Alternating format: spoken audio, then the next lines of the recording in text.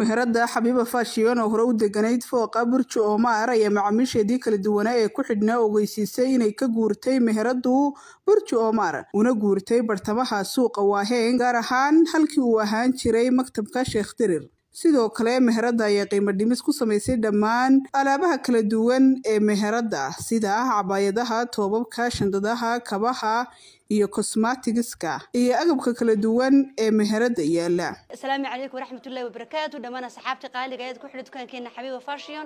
waxaan ogeysiinaynaa ama wargelinaynaa inaan ka soo guurnay fooqi Burjo Omar oo soo guurnay suuqa Waaheen bartankeeda. Tilmaamta haddaan idiin sheego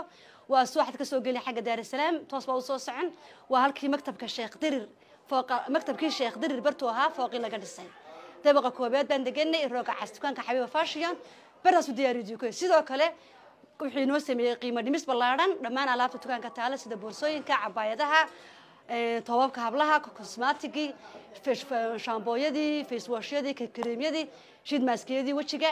kuwi gacmaha, kuwi lugaha, dhammaan alaabtii aad ka helaysid dukaanka Xabiiba Fashion qiimo dhimis ballaaran ayaa la inoogu sameeyay ku soo dhawaada.